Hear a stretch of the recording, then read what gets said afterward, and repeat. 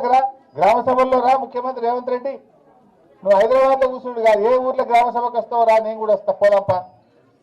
ఇప్పుడు ఇంకా 2 రోజులు ఉన్నాయి కదా గ్రామ సభలు. ఏ మంత్రి వస్తాడో, ఏ ముఖ్యమంత్రి వస్తాడో రమ్మనండి.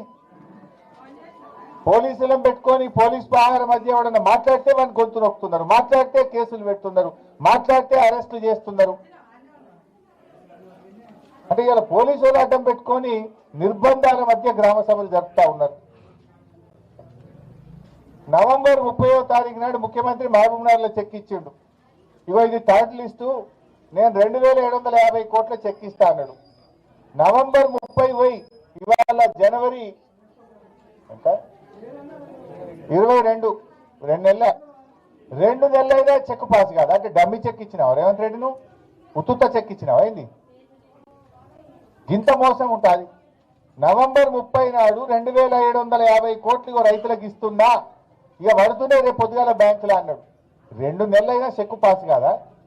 అంటే ఉత్తుత్త చెక్ ఇచ్చినావా? నీ చెక్కు చెల్లలేదా? చెక్కు బౌన్స్ అయిందా? రేవంత్ రెడ్డి చెక్కు బౌన్స్ అయితే మరి ప్రభుత్వానికి ఇజ్జతే లేనట్టుగా. మరి అంటే నువ్వు మోసం చేద్దామని చెక్ ఇచ్చినావా? నిజంగా ఎందుకు చెక్కు పాస్ కాలేదో ఇలా ప్రభుత్వం సమాధానం చెప్పాలి. నవంబర్ 30 నాడు రైతుల మీటింగ్ పెట్టి చప్పట్లు కొట్టించుకున్నావు నువ్వు. ఆ రోజు ఇక చెక్ ఇస్తున్నా 2750 కోట్లు అన్నావు, చప్పట్లు కొట్టించుకుంటేవి, ఊరిస్తేవి, అవతల పట్టివి. మరి ఏమైంది ఆ చెక్కు? ఎందుకు పాస్ కాలేదని అడగవా? నీకు బాధ్యత లేదా? ఫైనాన్స్ మినిస్టర్కు బాధ్యత లేదా? ముఖ్యమంత్రికి బాధ్యత లేదా? ఏమైంది ఆ చెక్కు? లిస్టులో పేరు వచ్చి కూడా 2 నెలలు అయింది, మాకు డబ్బులు పడలేదు అని గ్రామ సభలో పాపం మా రైతులు అడుగుతా ఉన్నారు. మా బాలయ్య అడిగిండి, ఇప్పుడు నన్ను మా సుధాకర్ అడుగుతున్నాడు, ఎప్పుడు పట్టాయి సార్ పైసలని అడుగుతున్నాడు. అంటే ఈ ప్రభుత్వానికి చిత్తశుద్ధి లేదు, రైతులంటే ప్రేమ లేదు. అబద్ధాల పునాదుల మీద అధికారంలోకి వచ్చి పాలనలో కూడా అబద్ధాల పరంపరను కొనసాగిస్తున్న ప్రభుత్వం ఈ కాంగ్రెస్ ప్రభుత్వం. మోసాలు తప్ప నిజాయితీ లేదు, నీతి లేదు ఈ ప్రభుత్వానికి. సో ఇప్పటికైనా రుణమాఫీ మీద వైట్ పేపర్ రిలీజ్ చేయండి. ఎంతమందికి చేసిండ్రు, ఇంకెంతమందికి చేయాలి, ఎప్పట్లోగా చేస్తారో చెప్పండి. రోజుకొక రైతు పిట్టల్లాగా రాలిపోతా ఉన్నారు. నిన్న 3 రైతులు రాష్ట్రంలో ఆత్మహత్య చేసుకున్నారు. రోజు రైతులు చనిపోతుంటే కూడా ఈ ప్రభుత్వానికి చీమగుట్టినట్టు కూడా లేదు, కనికరం లేదు. ఇవాళ రుణమాఫీ కాలేదు. ఇవాళ నేను గాలిచెర్లపల్లి గ్రామ సభలో పాల్గొంటే ఒక రైతు నన్ను అడిగిండు ఇప్పుడే, శ్రీనివాస్ అనుకుంటా, ఏమంటుండు, వానకాలం రైతు బంధు వేస్తారా ఏరా అంటుండు.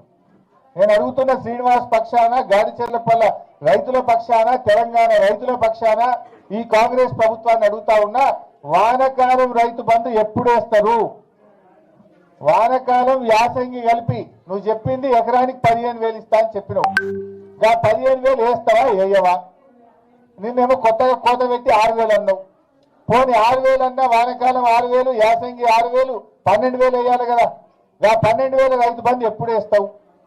కేసీఆర్ ఉండగా బరాబర్ 4,000 అంటే 4,000 వేసిండు, మళ్ళకెళ్తే 5,000 అంటే 5,000 వేసిండు.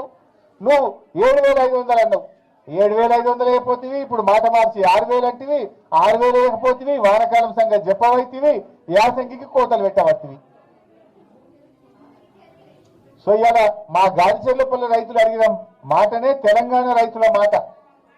వానకాలం యాసంగి కలిపి ఇచ్చిన మాట ప్రకారంగా 15,000 రైతు భరోసా వేయాలని చెప్పి మేము డిమాండ్ చేస్తున్నాం. నువ్వు ఉత్త 6,000 వేసినావు అనుకో, ఇచ్చింది 6,000, కోత పెట్టింది 9,000, అంతే కదా. ఎగబెట్టింది 9,000, ఇచ్చింది 6,000 అవుతుంది. కేసీఆర్ ఇచ్చినట్టు ఇచ్చినా 10,000 అంటే నువ్వు 6 ఇస్తే 4,000 కోత పెట్టినట్టేనే. పాత లెక్క చూస్తే 4,000, నువ్వు చెప్పిన ప్రకారంగా చూస్తే ఎకరానికి 6,000 కోత పెట్టి 9,000 కోత పెట్టినట్టు. పాత లెక్క చూస్తే 10కి 10 6 పడ్డాయి అంటే 4,000 కోత పెట్టినావు. నువ్వు చెప్పిన ప్రకారం 15,000 ఇవ్వాలి. 15కి బదులు 6 ఇచ్చినావంటే 9,000 కోత పెట్టినట్టు. అంటే నువ్వు ఎగవేతల రేవంత్ రెడ్డివి, కోతల రేవంత్ రెడ్డివి. ఎలక్షన్ల ముందు కోతలు,